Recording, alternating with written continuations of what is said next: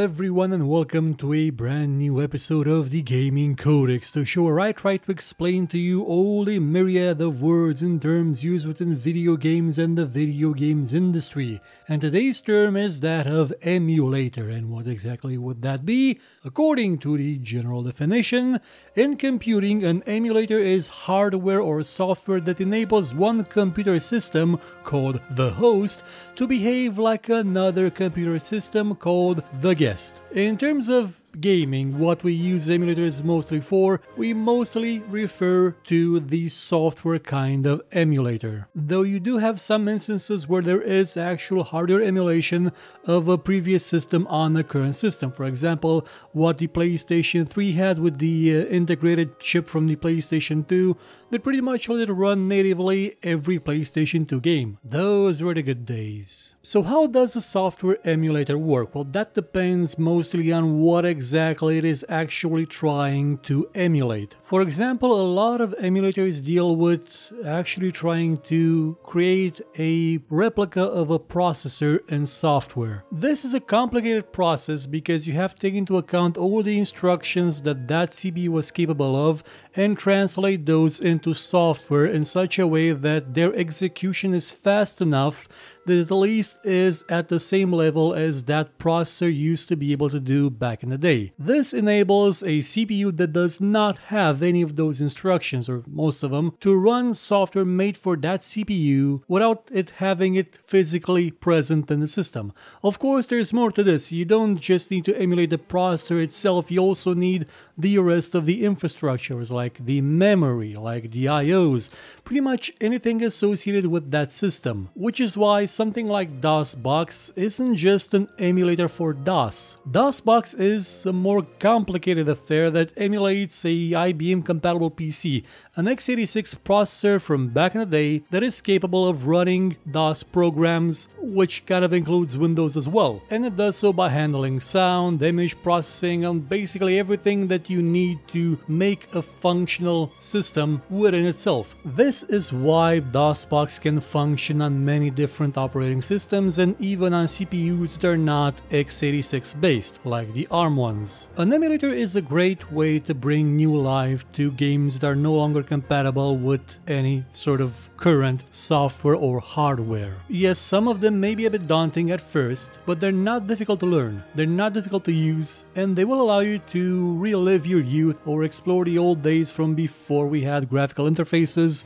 or proper sound or even proper controls, to play games and run software that is physically incapable of functioning on the hardware and software we have today. Without emulators on PC, we would in a certain way be kind of stuck in the same way that consoles are, and we would need to have boxes built specifically for running older games, or install the older operating system in its own virtual machine, which technically DOSBox is one. It is a virtual machine, it is a separate entity with its own operating system, its own emulated hardware interfaces that runs within your normal operating system. But I won't get into virtual machines on this episode. Now, what would be the popular definition of an emulator? Well, there's kind of two of them. The first one would be the thing I can use to turn my Pentium D into an i7, and the thing that lets me download more RAM. I'm gonna address the second one first. You do not need to download more RAM. If you're using Windows or pretty much any operating system from the current days, there is a feature built in called the page file. That is basically a limitless amount of RAM that you have on your device. Here's the problem though. That limitless amount of RAM is stored on your hard drive, or if you have a more modern system, on your SSD. However, it is thousands of times slower. Even if you have the fastest SSD, it is thousands of times slower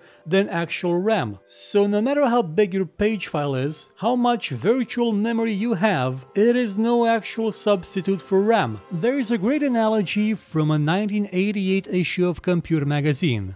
It was referring to the question of whether a Commodore 64 can emulate MS-DOS. And the answer is absolutely yes. It is possible for Commodore 64 to emulate an IBM PC which uses MS-DOS in the same way that it is possible to bail out Lake Michigan with a teaspoon. Same goes for number 1 of the popular definition.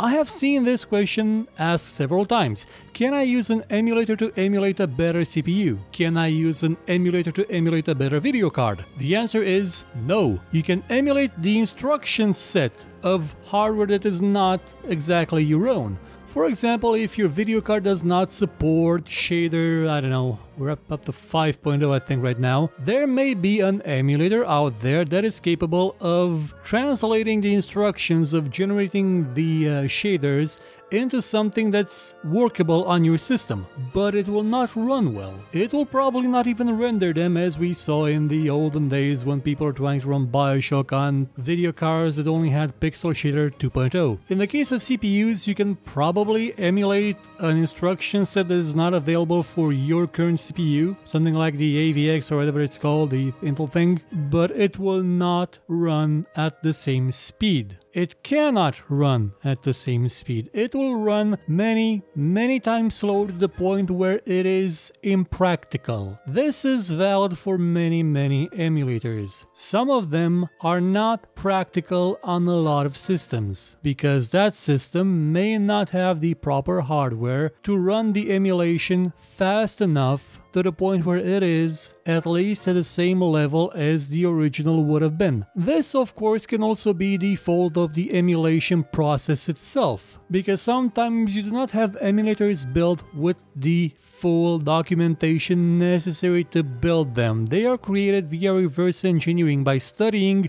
the end result of a previous system and trying to figure out how it was built, how the instructions worked, how the system operated, which is why you tend to have console emulators not working all that well, because they are not built with full and complete knowledge of that hardware. There is a lot of guesswork implicated there, and sometimes it's not perfect. Oftentimes it's not perfect, but people still do try their best and things get better over time. Now, what would be the marketing definition of an emulator? Well, that is illegal unless we use it. Make no mistake, emulators are in a legal gray area that tends to be completely black at times when they actually require the ROM, like the software built for that system, to be run on top of the emulator. Even if it's built completely out of reverse engineering, even if it is a construct that contains no actual code from the original machine, depending on how the judges feel about copyright, an emulator may be declared illegal. The only protection that the developers of such programs have currently is that they never bundle proprietary software with their emulator. For example, if you want to run the PlayStation 2 emulator, you'll have to get the PlayStation 2 ROMs, the basically operating system for the PlayStation 2, from the console itself, or from the interwebs. If they had bundled that, they would have been shut down instantly and the PlayStation 2 emulator project would have been dead. However, because a company does own its own IP, it cannot not own it, unless we get into giant kerfuffles involving multiple corporations, they are allowed to emulate their own stuff, to the point where you will see Nintendo selling ROMs that they got from the internet, meant for emulators, on their own stores, instead of having their own version dumped from their originals. Or better yet, a version of the original that is by them re-engineered to work on modern systems. The big companies generally do not like emulators because it lets the user play games without their hardware. I'm especially referring to the console companies, the Segas, the Nintendos, the Microsofts even, and the Sonys. But in terms of emulating other stuff like the Amiga, the Commodore, the Spectrum, nobody cares. You're pretty much free to do whatever you want because that hardware is not supported at any level by any existing entity. They're all dead. I mean, the companies, not the people. The people are still around. Heck, sometimes the people actually help build the emulators because they were there when the originals were built, which is why you tend to have some emulators for old computers be pretty much spot on, one-to-one,